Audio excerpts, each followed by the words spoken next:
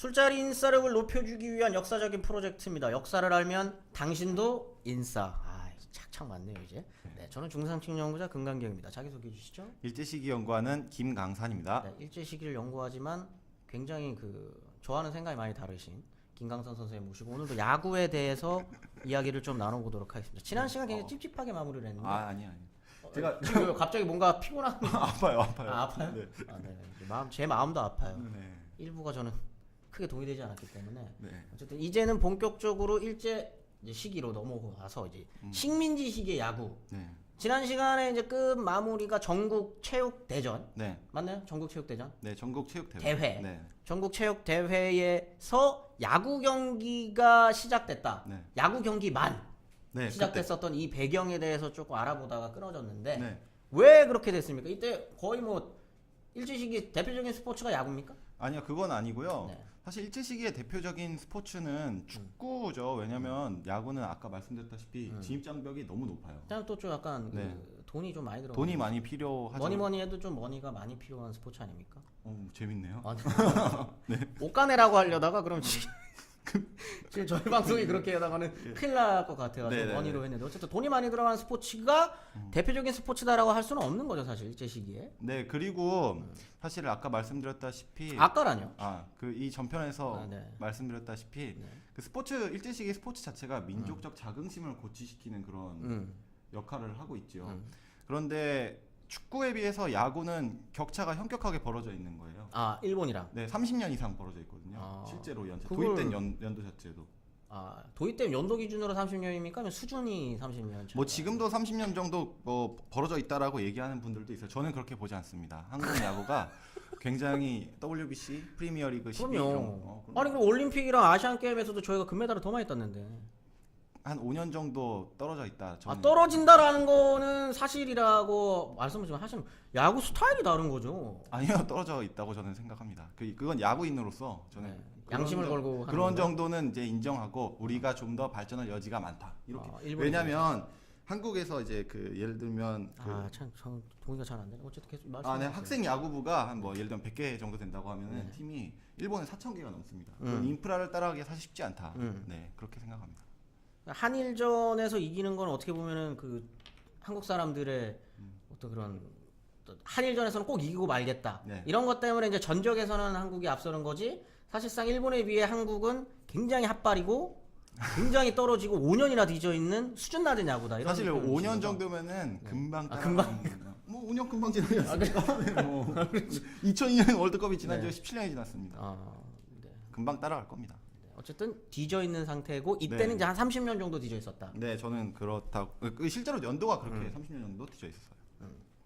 그래서 사실은 제가 이 얘기를 좀 하고 싶었는데 아까 이 얘기를 하려다가 잘려서 자꾸 저를 이제 뭐 매도하시는 것 같은데 식민지 생활에도 사실 소소한 기쁨이나 만족 같은 것들이 있을 거 아닙니까?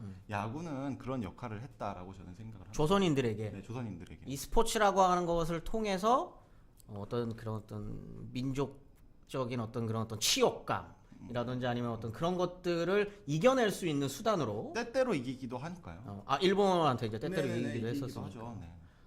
알겠어요. 네. 굳이 이런 얘기를 듣고자 한 건 아니었고 전국 네. 체육 대회에서 왜 야구가 대표적인 스포츠가 되었느냐? 그거는 조선체육회 창단 멤버가 창립 멤버가 야구인들이 좀 많이 참여돼 있어서 그래요. 엘리트들이었군요. 원래 네. 이제 돈이 좀 많으신 분들이 네, 실제로 했었던 그래요. 거니까. 네. 1921년에 일본에서 고시엔 대회 있잖아요. 한국에서는 갑자원이라고 있죠. 네. 그 갑자원 대회가 열리는데 갑자원 대회라고 표현을 해주셔야죠. 고시엔 대회라고. 이런 거 고시엔이라고 하면 알았잖아요. 그 H2 H2? 네. H2라는 만화 알고 계세요? 만화 H2. 네. 거기에서 이제 배경이 되는 거죠.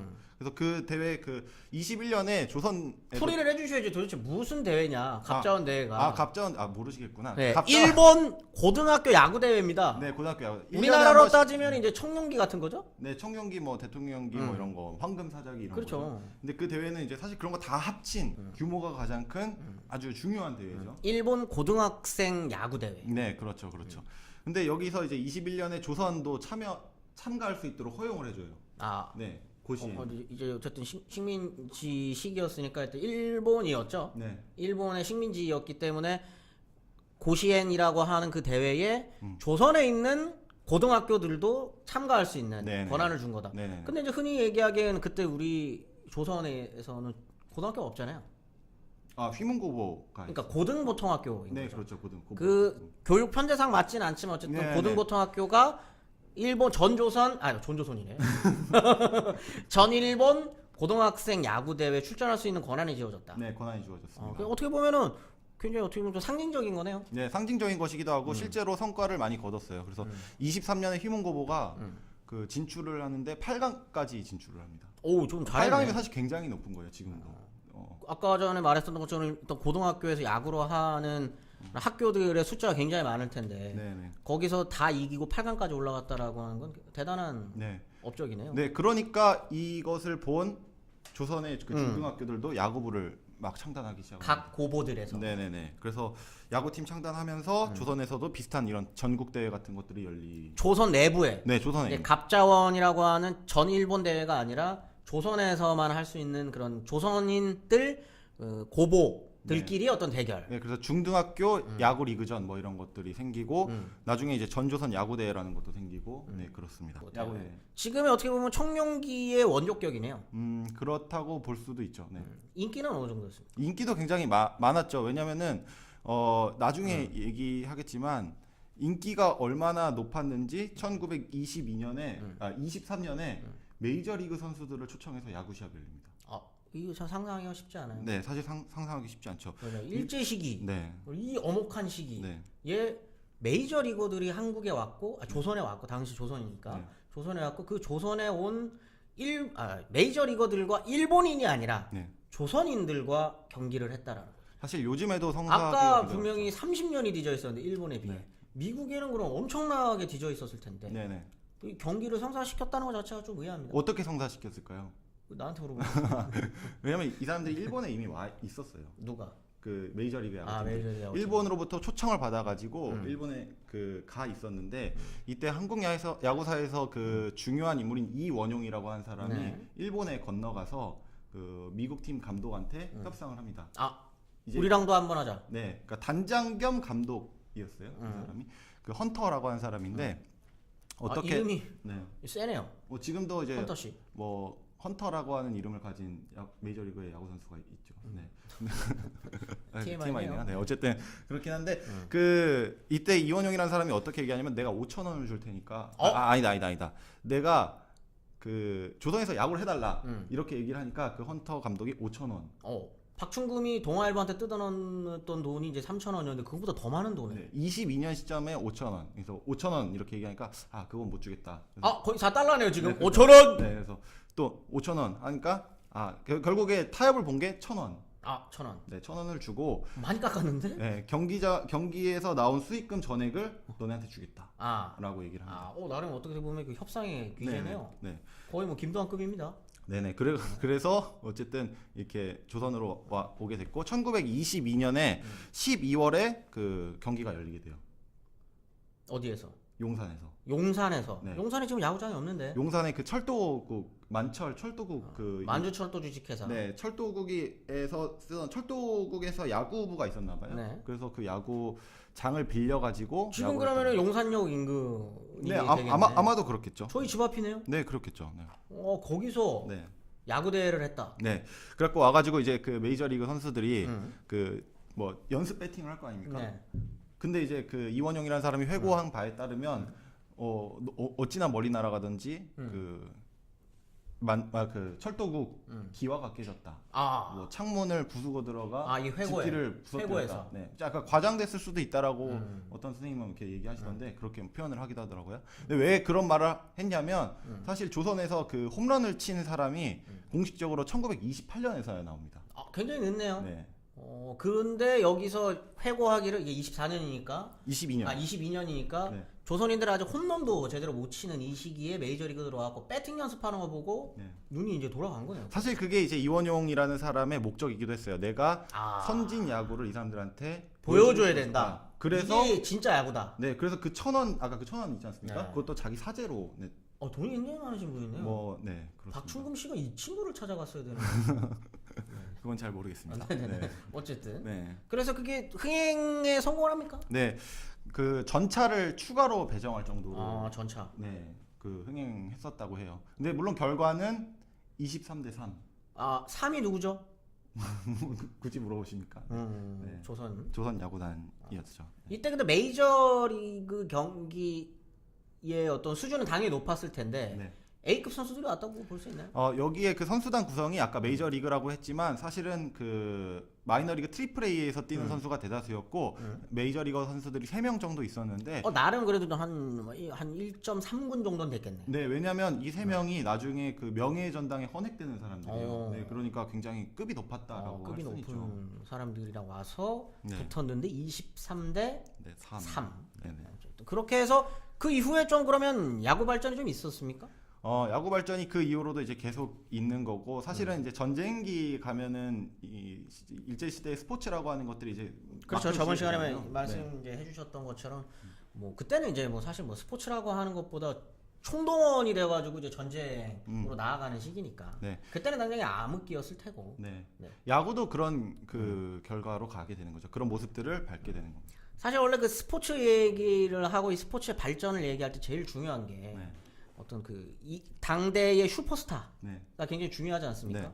누구가 있었나요? 저는 뭐 여러 야구인들이 있지만 저는 이영민이라고 하는 사람을 뽑고 싶어요. 선동열급이라고 보면 됩니까? 선동열 이상이라고 저는 생각합니다. 선동열 이상이라고 생각합니다. 왜 그러냐면은 이영민이라는 사람이 그 육상 선수로 활동하기도 했고 축구 선수로 활동하기도 했어요. 만능 스포츠맨이었네요. 근데 뭐 실력이 빠지지가 않아서 36년에 그 제가 지난 경평전 때 네네네. 얘기했던 그 천왕배 축구대회에서 우승했다라고 했을 때 그 멤버이기도 합니다. 네. 아, 그런데 아까 말했던 그 28년에 홈런 친 사람, 네. 이 사람이 이영민이고, 조선인 최초의 홈런 홈런 타자, 이영민 씨. 네, 이영민이고, 네. 그리고 그 이영민이라고 하는 사람이 그 나중에 지금도 그 고교 야구에서 네. 일정 그 기준이 있는데 그 기준에서 타격을 제일 잘한 사람을 뽑아서 이영민 타격상이라는 것을 수여합니다. 상 이름이 이영민 타격상. 네, 그 정도로 그래서 어떻게 보면 조선 야구에 있어서는 한국 야구사에 있어서는 가장 굵직한 인물이다라고 할 수 있겠네요. 굵직한 인물이라고 할 수 있어요. 가장자를 빼시는 거는 그 넘어서는 사람이 있다. 저는 역시 찬호박이 아닌가. 네. 메이저리거. 네, 메이저리거니까요. 네. 투머치 토크 아닙니까? 투머치 토커인데 뭐 좋은 분이라고 저는 생각합니다. 훌륭하신 분이. 네, 한국 야구 발전을 위해서 애쓰시는 분이요. 그러면 이제 이영민 선수 같은 경우 여러 어떤 그런 중요 네. 야구 인물 중에 사실 한 사람이다. 그러니까 이렇게 급을 나눈다고 하는 게 네. 굉장히 뭐 줄세우기 뭐 그렇게 중요하지 않다고 저는. 또 중요한 인물 중 하나다. 네, 중요한 인물 중 하나다 이렇게. 이영민 야구상이라는 것까지 있을 정도로. 네. 혹시 그 찬호박 야구상은 있습니까? 그건 잘 모르겠는데요. 없는 것 같습니다. 조선의 야구 발전에 대한 이야기를 이제 쭉 해주셨고 이제 이영민 선수의 이야기까지 이제 슈퍼스타 이영민 선수까지 이야기가 나왔으니까 이제 궁금해하시는 분들이 있을 거예요. 식민지계 야구라고 네. 하는 게 도대체 뭐냐? 또 그에 앞서서 저번에 이제 축구할 때도 이제 조금 얘기가 나왔는데 어쨌든 그 축구에서는 중요했었던 게 민족 간의 어떤 그런 좀 대리전적 느낌 같은 게 좀 있었잖아요. 일본인 축구 선수들이랑 붙는다는 거, 조선인 축구 선수들이 붙는다는 것 자체가 야구에서도 약간 그런 게 좀 있나?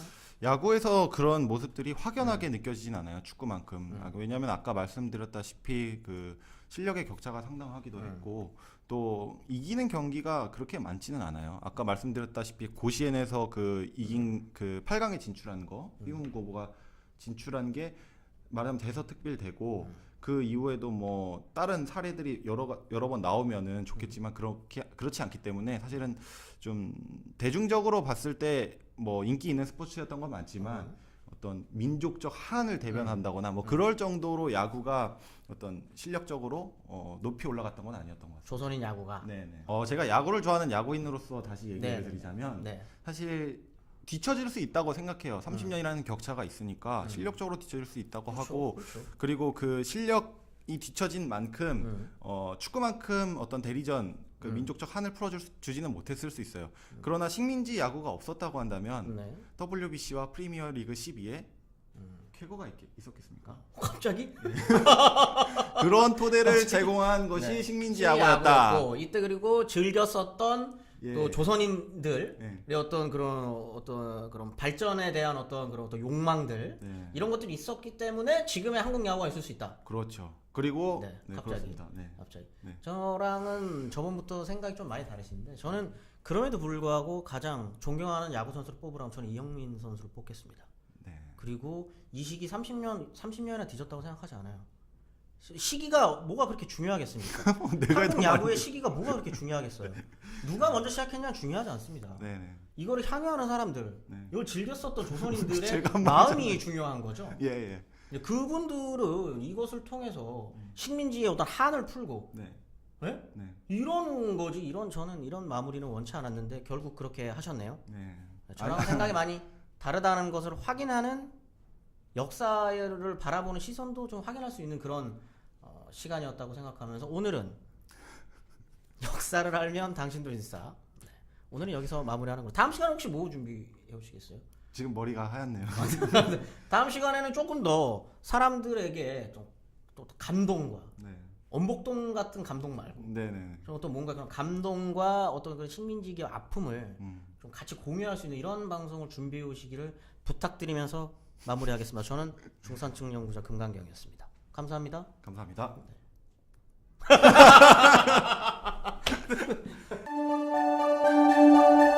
좋아요, 구독하기 눌러주시면 땡큐.